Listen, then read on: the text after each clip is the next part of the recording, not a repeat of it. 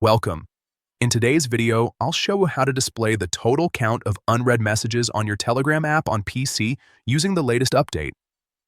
If you've been wondering why your unread message count doesn't reflect everything at once, this quick setting will fix that in just a few clicks.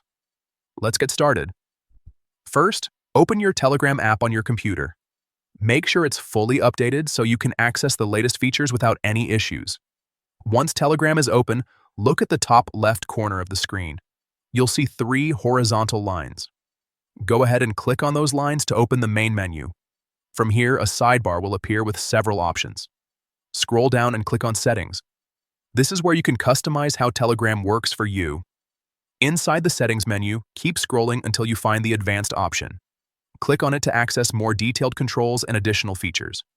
Now, look for an option labeled Total Unread Count. This is the key setting we need. Once you find it, simply check or enable this option. As soon as you do that, Telegram will start showing the total number of unread messages across all your chats, instead of separating them.